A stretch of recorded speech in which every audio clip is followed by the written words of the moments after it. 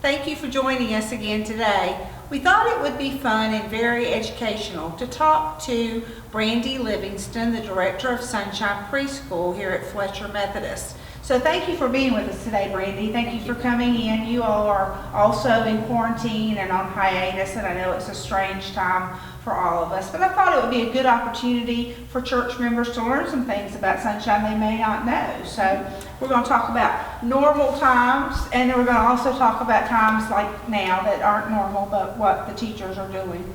So first of all, why don't you tell us about SonShine, about how many students you have and how many days they come to the preschool, because I know it varies. We have 88 students this school year, and it varies. We have a 2-day, a 3-day, and a 5-day program. So the 2s and the 3s, they have the option of coming 2 days or 3 days or 5 days. And then our 4-year-old program is a 5-day program. So it just varies from class to class. And there are 2 4-year-old classes, there right? are 2 and they 4-year-old. are all 5 day a week as Yes. you get those kids ready for kindergarten next year. That's Which is awesome. very important. Do you have any families who have sent all of their children through SonShine? Do you have that kind of situation? We do. We have several families that have sent all their kids through SonShine. We actually have a family that their 4th child is finishing up this school year with us. And then that'll be the last one? And that's the last one. Wow. Yeah, and it's bittersweet to see families go. We're happy that their children have grown with us, and it's time for them to move on. But it's sad because we won't get to see them in our halls next year or in our classrooms. That is. That's going to be strange. And I know I see a lot of these families at Bible school, you know, from summer to summer. And so I hope they don't completely lose the connection with us through things like that. So, of course, SonShine is a Christian preschool. Can you tell us a little bit about your curriculum that you all are following through the year? The kids learn a new Bible story every week, Mondays and Tuesdays. They hear the Bible story from the teacher. They get to do a craft that relates to the Bible story, and then they get to go to chapel where they see either Pastor Randy or yourself. Right. And you guys retell the story. You make it a lot of fun, either with song or props, which you guys are really good at. And it just, it really sends that Bible story home, I think, with the kids when they get to go and into the chapel, into the sanctuary, and sit in the pews and get to hear the story. They get to sing the songs, and those songs really just stick with them. The props that you use, the way you tell the story, it just, it really reiterates the importance of the story. And I know the teachers, some of those songs, while they like them, they call them earworms. They're a little, it's a love-hate relationship. In the afternoons at the end of the day, usually you can hear the teachers either in their classrooms or in the hallway, and they'll start singing the song and say, I just can't get that song out of my head. That's funny. That's actually pretty funny. Now, the school follows the Henderson County school schedule. And so can you tell us some of the things in a normal year you guys would have been doing as you got ready for Easter, and then you would have had your spring break the week after Easter? So yes, we would have been preparing for Easter egg hunts, Easter parties. Of course, we tell the story of the sacrifice that Christ made for us on age-appropriate level. It's just a really good time. There's different ways to tell that story, whether with a jelly bean poem or beaded bracelets, or just, you know, make sure that the kids understand that Christ loved us so much, and that God loved us so much that He sent His Son for us.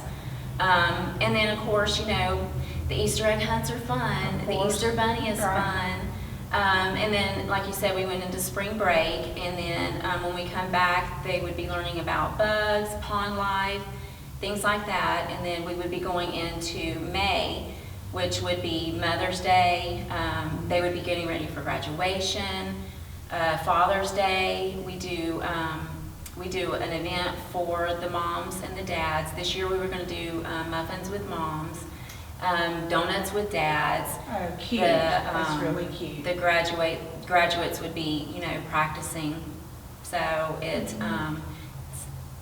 would be a busy time of year. We'd be getting ready for, you know, spring and summer, and, you know, going into. Right. the end of the school year. So Oh, it's really sad. It really is. sad. It's It very is. bittersweet to even be in here. I know one thing, you have such dedicated teachers down here.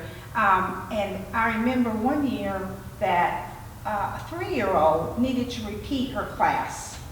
And this was a couple years ago. And those teachers came up with totally different crafts for the whole school year so that one child wouldn't be doing the same crafts that she had done the previous year.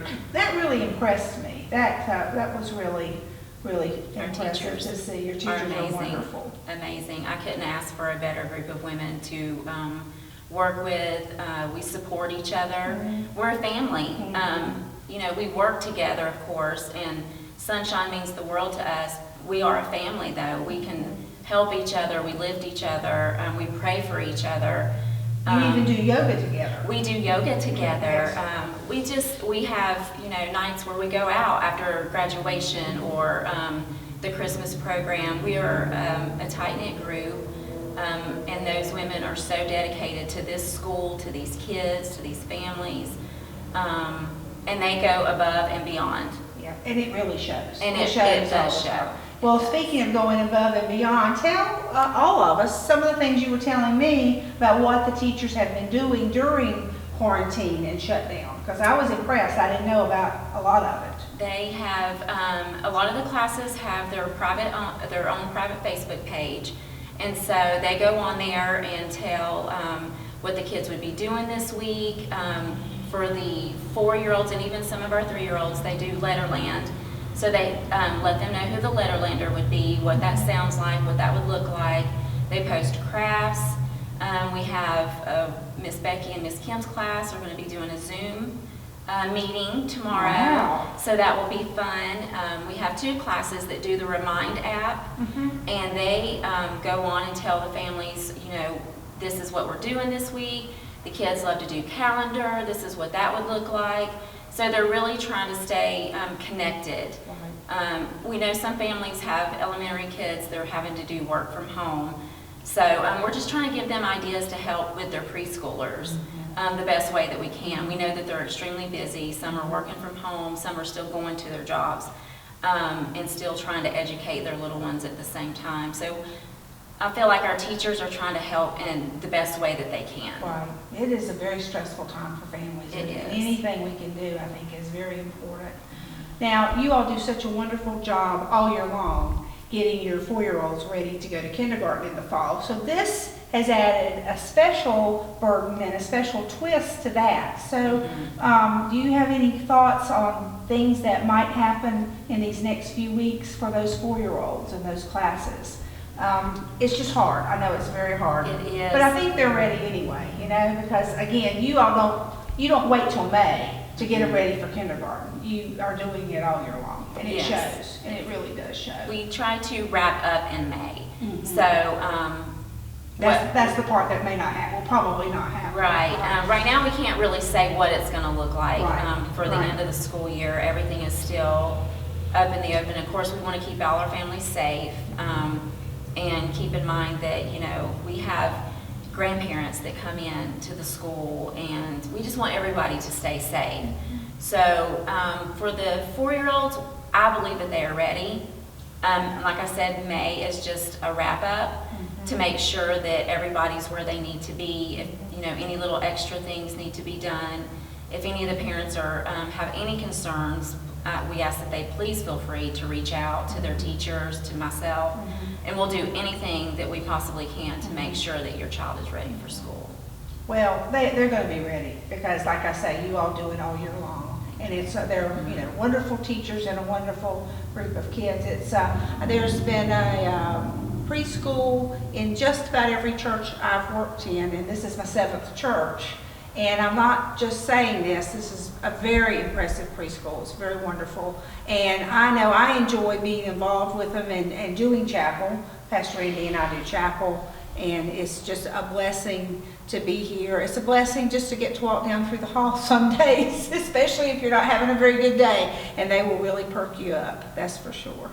Thank you so much, Brandi, for coming in and doing this. Really do appreciate it. And SonShine's in our prayers, and like all small businesses, facing other struggles at this time too. So keep Sunshine in your prayers, keep the teachers and the students in your prayers, and thank you for joining us today for this special time with Miss Brandi.